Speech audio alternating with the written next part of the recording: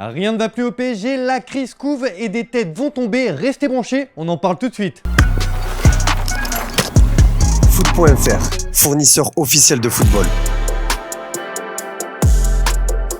Salut les amoureux du ballon rond, on se retrouve pour un nouveau JT Foot Mercato. J'espère que vous avez passé un bon week-end, mieux que celui du PSG qui a goûté une nouvelle fois la défaite face au Stade Rennais hier après-midi. C'est le 7e revers du club de la capitale en 2023 et ce qui est pointé du doigt, c'est le manque de caractère de cette équipe dans la difficulté. C'est ce qu'a confié Gianluigi Donnarumma après la rencontre. Le partite sono così, dobbiamo affrontarle meglio, dobbiamo fare meglio dal punto di vista caratteriale, dell'intensità. Perché qualità ne abbiamo e quindi a volte manca quello. Le PSG est donc toujours leader avec 7 points d'avance, mais cette nouvelle déconvenue fait tâche. Christophe Galtier a tenté tant bien que mal d'expliquer cette défaite et a ciblé le manque de profondeur de son effectif, trop jeune à son goût. Mettez-vous à la place des joueurs qui préparent un match, qui voient 8 joueurs absents et qui rentrent dans le vestiaire avec des jeunes du centre de formation qu'ils ont dû voir 1 ou 2 fois à l'entraînement.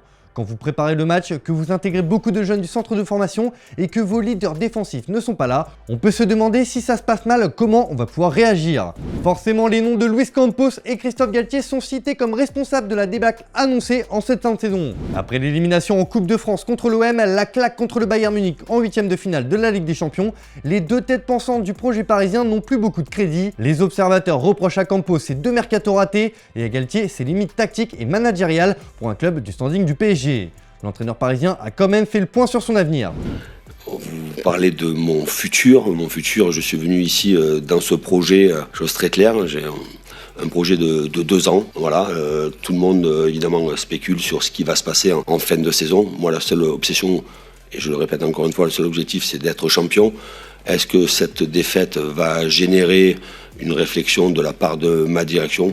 Peut-être, mais il faut quand même tout resitué dans son contexte. Autre contrariété à prévoir pour le PSG, l'avenir de Lionel Messi, encore décevant contre Rennes et sans impact en Ligue des Champions.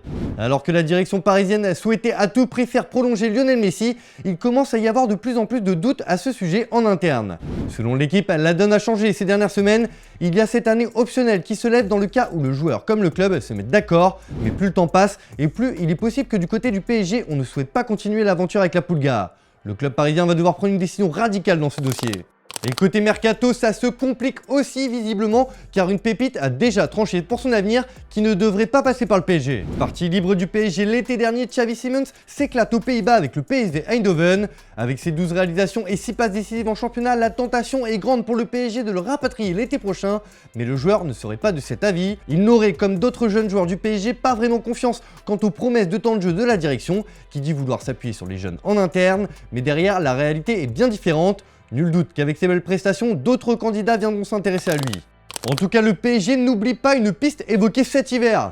Selon nos informations, le club de la capitale est toujours en course pour recruter Malcolm cet été. Le Zénith attend toujours un chèque compris entre 30 et 35 millions d'euros pour laisser filer le Brésilien, qui est toujours enclin à rejoindre Paris. Mais d'autres clubs suivent sa situation, le PSG n'est donc plus seul sur ce dossier, affaire à suivre.